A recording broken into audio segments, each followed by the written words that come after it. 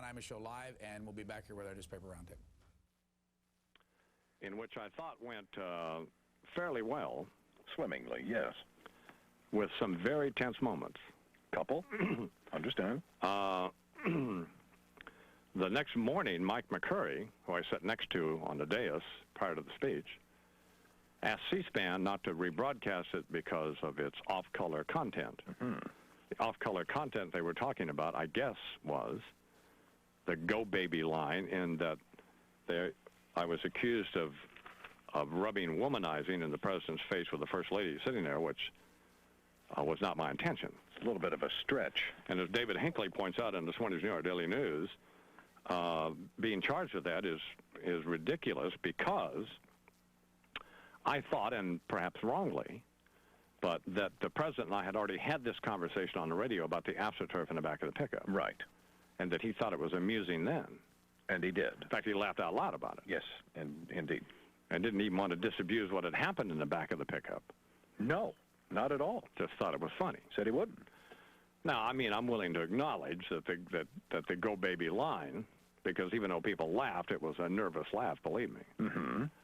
Could be taken a couple different ways, except I thought that it would be fine because I had cleared it with Keenan Block, who was a dinner chairman. Now, he'll probably deny this, unfortunately. I'm willing to take a lie detector test on camera, on 60 Minutes, or any place, of anything I'm going to say here this morning. I also okayed it, that line, with witnesses, with two friends of the president who I'm not going to burn this morning, Right. but am prepared to expose. Oh, sure. The match is struck. So I'd run the line. So obviously I had some questions about it, and I ran it by the dinner chairman, Mm-hmm. Keenan Block, who said he thought it was fine. Yep. It was an innocent line.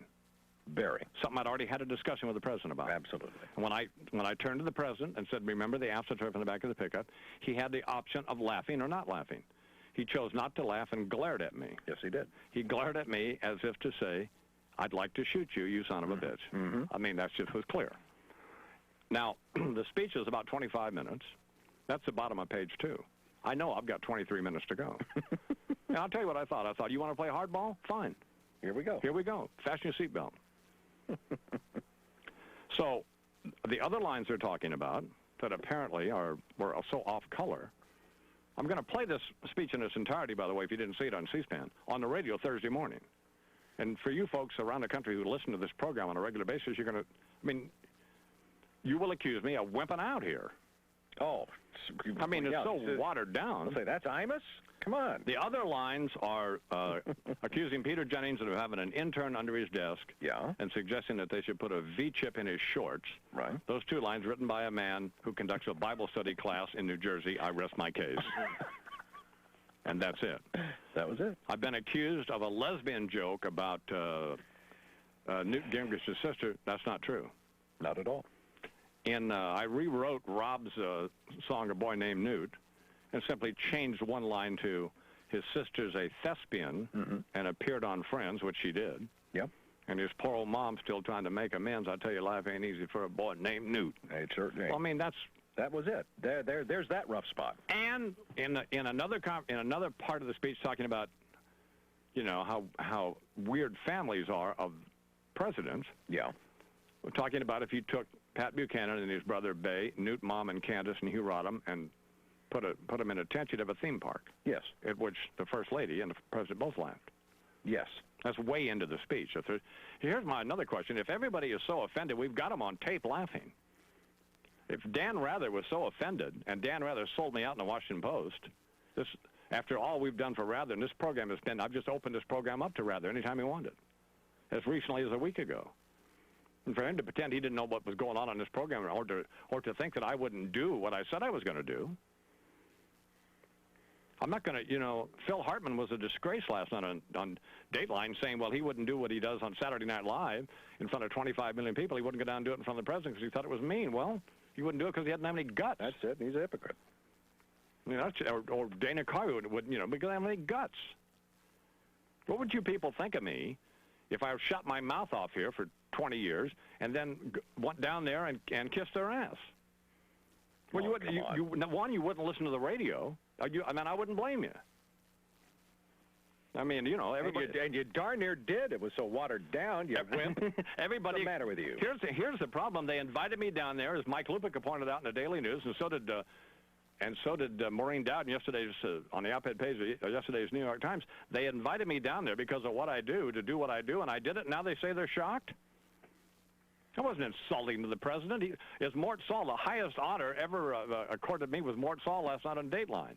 My obligation was to stick to the facts and be funny, and that's what I was. And we've got the tape to prove that. All I'm supposed to do is be truthful and be funny, and I preach that all of the time to everybody on this program and everybody who writes for this program, to have the facts straight. And oftentimes, because Chuck is senile and Rob is just too busy reading Rolling Stone, we have to go back and we have to correct stuff. There's a couple of times I've called Hal Raines over to the New York Times just to check a fact. Sure. To make sure it's right. Like he would know. Well, my position is this. I let him off the hook. That's my position. We took the high road. And this was the watered-down version. Man, oh, man. They owe me an apology. Absolutely. These people. Yeah. Where were the Vince Foster jokes? Yeah. You know, because I did what I said I was going to do, they're shocked because they don't do what they say they're going to do. None of them. They all talk behind everybody's back. Cokie Roberts says, well, you can't say that stuff in front of the president. Well, should I be like her and say it behind his back? Yeah. What was Dan? We got Dan Rather on tape sitting there laughing all night. But what did he think was so funny if he's then going to tell the Washington Post, well, you shouldn't invite somebody to your house and then insult them? How was that insulting? All of this stuff, particularly the Go Baby and the AstroTurf line, was a conversation I had with the president. I mean, I understand it's a little edgy, and I thought I could get by with it, but... Out loud. You know, come on. Phonies.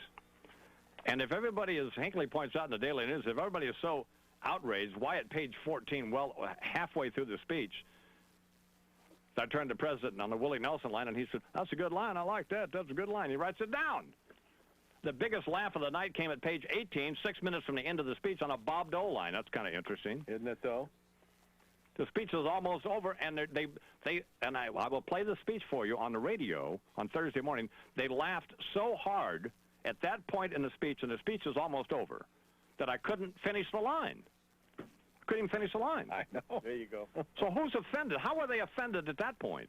First time you couldn't finish a line. Were there moments in this speech where there was dead silence? Absolutely. Yes. Were there moments when people in the audience looked mortified? Absolutely.